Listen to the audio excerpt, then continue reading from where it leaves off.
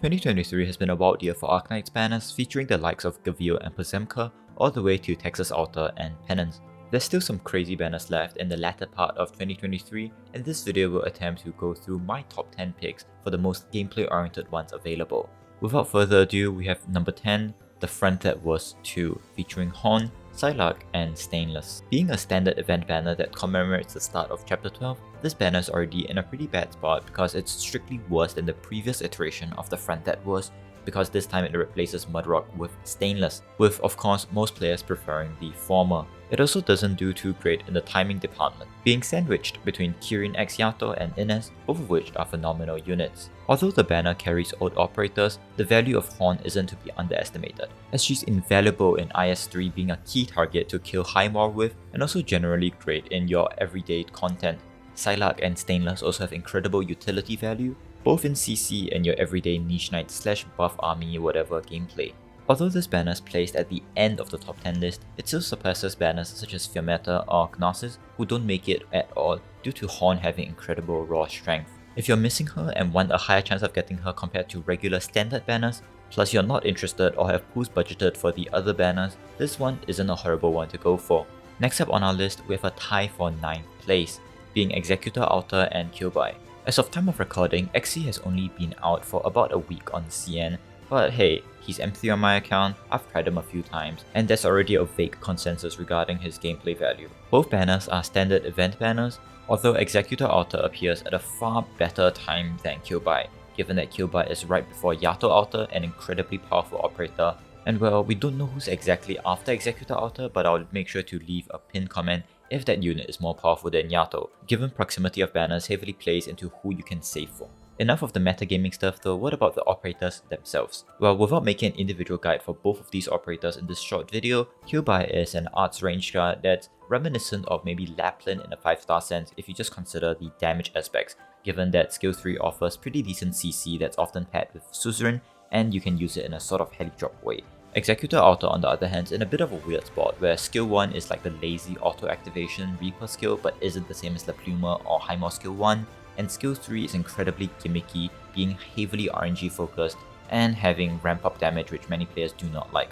There's some consensus around skill 2 being his most relevant skill because whilst all of his skills have a 50-50 uptime, skill 2 is the only one that gives him any measure of defenses, leaning more heavily into a lane holder schmeck which might be his main role. Overall though, he's seen pretty decent performance in the average lane holder usages such as 7-18 or M8-8CM. However, many CM players have rightfully pointed out that his skill 3 is infuriating. Qiu Bai on the other hand has a less defined identity. There's two ways to use her. One is to incorporate her into a main unit as part of your team like Gavil Alter skill 2, and the other is to use her like a heli drop with skill 3 dealing quite a decent amount of damage. Although the bind is RNG and there is a ramp of damage similar to Executor Alter, she feels a lot more satisfying to work with in my opinion, and does a great job of shredding elites and bosses. Both of them are incredibly solid ground units though, and because Executor Alter is still fairly new, I can't give a conclusive answer on whether he's better than Qiu Bai or not, but both of them are pretty solid ground units that you can pull for if you're looking for some hard-hitting DPS that aren't heli drops. Next up on our list, at number 7, we have Museleye and Ho'olheyak, the limited banner on the Rhine Lab event. This banner is right between Ines and Joint Operations 7, so certain players are definitely saving your pools for those banners. However, given that it's a limited banner and has 24 free pity pools, you should probably go for the first pity as well.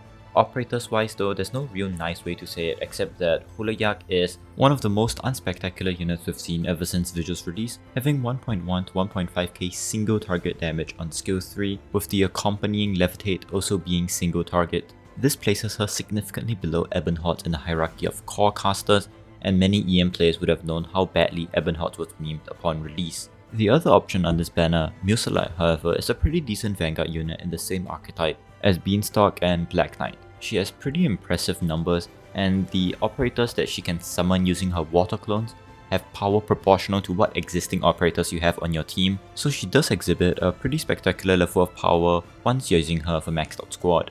She also sees some decent applications in IS-3 post-expansion, and for some players might be enough to serve as their main vanguard. Sadly, she isn't that broken enough to pull the banner up into good graces after how much of a disaster Ho'olheyak is. Given the limited status though, as well as Museleye's individual power, this banner still manages to clutch a decent 7th spot. For the 6th on our list, we have the Mlynar standard that will be coming to EN. Now, I'm not referring to the same standard that CN got, which was an insane Couchstead/Mlynar standard that would have easily made it to the top 3 on this list, but rather a standard banner with Mlynar plus any other 6-star. It's projected that within the next 3 months, Mlynar will be released into the non-shop operator standard rateup unit pool, and due to its raw power as one of the strongest units in the game, this is definitely a banner to look out for.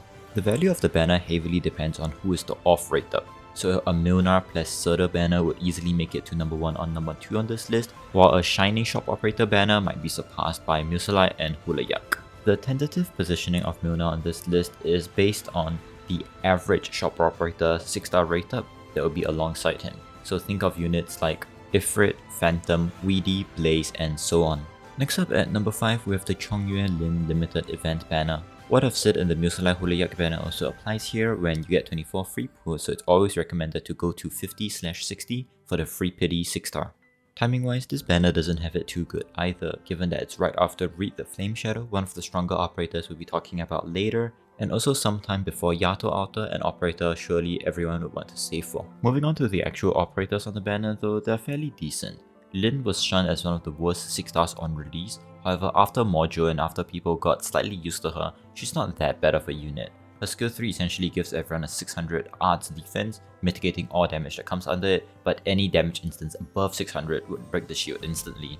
Damage mitigation boards are always nice, however Silence the Paradigmatic, a free 6-star releasing on the Numu and Ho'olheyak banner, will generally offer a better supportive role in reducing damage taken. Given existing skills like Scouter skill 1 and Nightingale skill 3, it's very hard to rank Lin very highly. However, she isn't the bottom of the barrel type unit that people initially thought she was. Chong Yue, collectively referred to as Chungus from now on, is a 6-star single target guard much like Thorns, when you have to activate his skill 3 a certain amount of times for it to start being automatic and deal a lot of damage. The main difference being however that Chungus does not have any sustain, making up for it with having almost exactly double Thorns single target DPS. Having one block kind of does hurt him though, so he requires a lot more babying than Thorns, but he's definitely worth the extra effort. If there was an operator I would like to compare him to, it's probably Executor, given that he has multi-hit on his skill 3 as well as 2 different types of damage modifiers without any attack buff, leading to amazing synergies with operators like Warfrin and Yato Alter.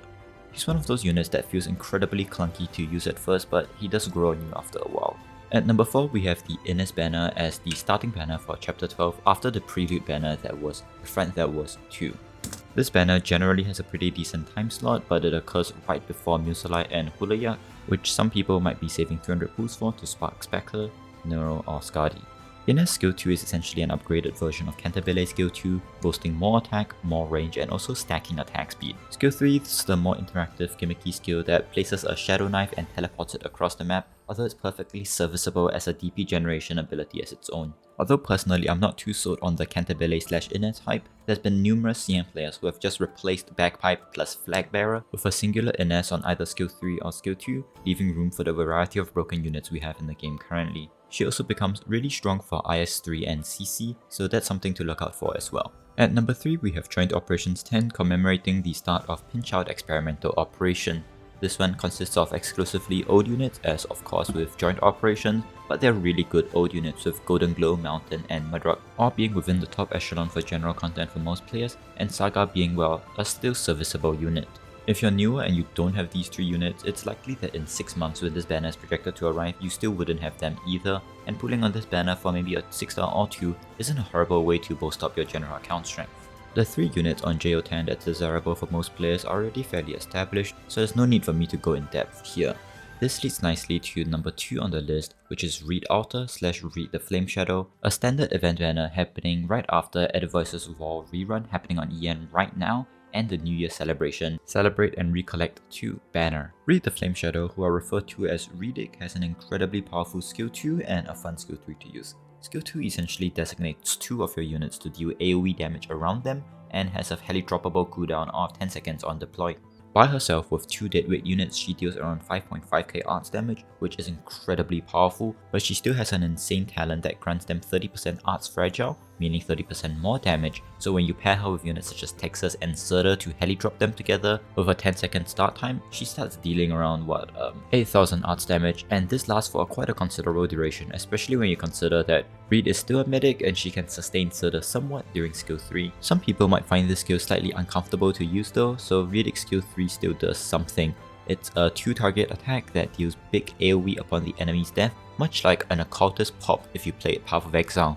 Although the power ceiling isn't incredibly high, it's still a fine skill for general content, and something that people who hate playing with Reed skill 2 can fall back on. But really though, Reed skill 2 is just so incredibly powerful that if you're pulling for her, you want to get your hands on this skill. One bonus gimmick is that if Reed comes to EN and ships with the same bug she has on CN, it means there will be a brief duration where she's able to deal upwards of 20k single target damage. Lastly, at our number 1 spot, we have the collaboration banner between Monster Hunter and Arknights featuring Yato x Kirin. This banner takes place about 2 months after Reed Alter, having a pity system where you get 20 free rolls and you're also guaranteed to get 1 copy of Kirin x Yato in 120 pools. As for why Yato Alter is held in such high regard, she's essentially a stronger version of Texas's skill 2, which is already an incredibly powerful skill. Yato's skill 2 only takes around 3 to 4 seconds to dump all of its damage onto a single target, which is multitudes faster than Texas Alter's skill 2, ranging 10 to 20 seconds. In regular Alter, she complements Texas Alter incredibly well, serving as the bread to her butter. The vast majority of endgame players in CN run both Texas Alter and Yato Alter in the same squad. It's to the point where a fast redeploy unit sees significant use in CC12 base point, not to stall anything or to delay an enemy, but to actually assassinate key enemy units. Given that she's in the same echelon as Texas Alter, she's also in the same category as Exalter, Mlynar, Chowta, Pazemka, and other equally broken units. Also, being a collaboration unit, she'll never get a rerun as evidenced by Ash's release a few years back, so it's heavily recommended that you pull for her. All in all though, those are the banners to pull for in the next 6 months, and I've included a download link for this image down in the description. A day or two after this video goes live, I'll be participating in the Lemon Dragons IS3 tournament, so make sure to check out that live stream if you're interested in seeing me suffer. With that though, good luck for your pulls in these future banners, and leave a comment to tell me which unit you're the most excited to pull for.